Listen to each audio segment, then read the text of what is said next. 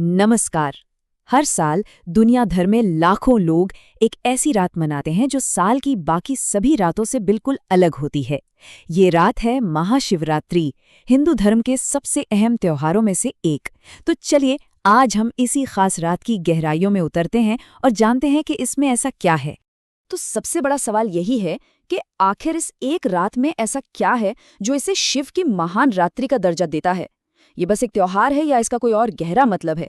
यही सवाल हमें इस पूरी चर्चा में रास्ता दिखाएगा। चलिए सबसे पहले इसके नाम को ही तोड़कर समझते हैं। महा, शिव, रात्रि, ये तीन संस्कृत शब्दों से मिलकर बना है। महा यानी महान, शिव यानी हिंदू देवता और रात्रि मतलब रात। तो सीधा सा मतलब हुआ शिव की महान रात। अच्छा, एक बात जो महाशिवरात्रि को बाकी हिंदू त्योहारों से बिल्कुल अलग बनाती है वो है इसका तरीका। जहां ज्यादातर त्योहार दिन के उजाले में होते हैं, खूब नाच गाना और जश्न होता है, वहीं महाशिवरात्रि, जैसा कि नाम से ही जाहिर है, रात का त्योहार है। ये शांत होता है, गंभीर होता है और इसका फोकस बाहर की दुनिया पर नहीं बल्कि अपने अंदर की यात्रा पर होता है। तो सवाल यह है कि इस रात का इतना गहरा मतलब आता कहाँ से है?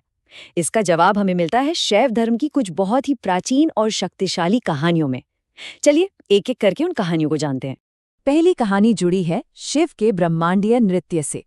माना जाता है कि इसी रात को भगवान शिव अपना प्रसिद्ध तांडव नृत्य करते हैं। देखिए, ये कोई आम डांस नहीं है।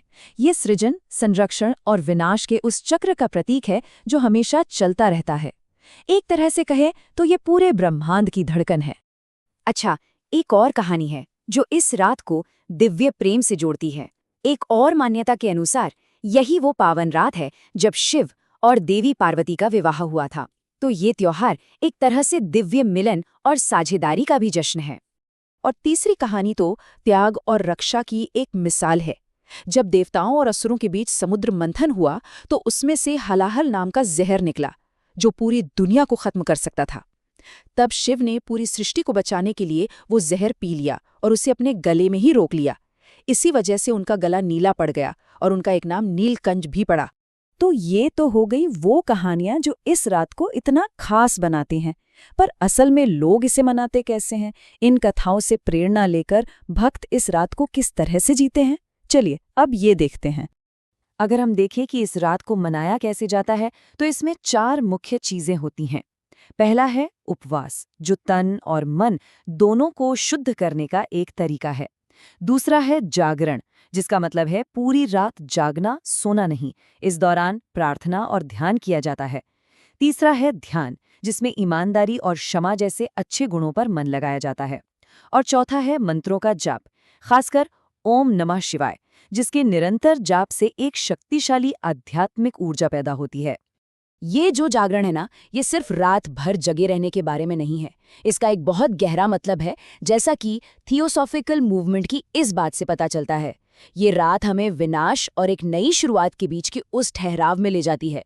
ये सोचने का मौका देती है कि कैसे हर अंत के बाद एक नया जन्म होता है, कैसे अंधेरे से ही उजाले का रास्ता निकलता है। और हाँ, ये मत सोचिएगा कि महाशिवरात्रि सिर्फ भारत में ही मनाई जाती है। नहीं, ये तो अब एक ग्लोबल फिनोमेनन बन चुका है। चलिए देखते हैं कि दुनिया के कोने कोने में इसे लेकर कैसा उत्साह देखने को मिलता है। आप देखिए, भारत में वाराणसी और सोमनाथ जैसे पवित्र स्थानों से लेकर नेपाल के प्रसिद्ध पशुपतिनाथ मंदिर तक, जहां ये एक नेशनल हॉलिडे है, बात यही खत्म नहीं होती। पाकिस्तान के कराची से लेकर मॉरिशस में गंगा तलाव की तीर्थयात्रा तक, और तो और इंडोनेशिया और कैरिबियन देशों तक में दुनिया भर के हिंदू इस रात को पूरी श्रद्धा से मनाते हैं।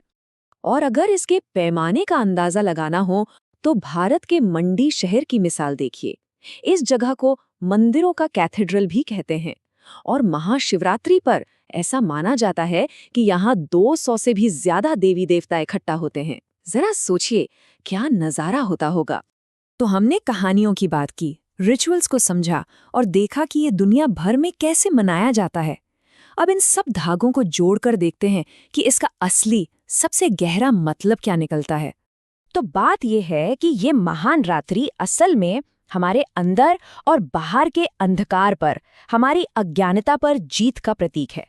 ये सिर्फ एक त्योहार नहीं है, ये एक याद दिलाने वाला पल है कि चाहे अंधेरा कितना भी गहरा क्यों ना हो, प्रकाश की जीत हमेशा होती है। और यहीं पर मैं एक सवाल छोड़ना चाहूंगा। आज की दुनिया में जहां हमारा ध्यान 100 चीजों में बटा रहता है, कॉन्स्टेंट डिस्ट्रैक्शंस हैं, ऐसे में एक पूरी रात जो सिर्फ और सिर्फ अपने अंदर झांकने के लिए, आत्मचिंतन के लिए समर्पित हो, उसकी क्या कीमत है? इस पर सोचिएगा जरूर।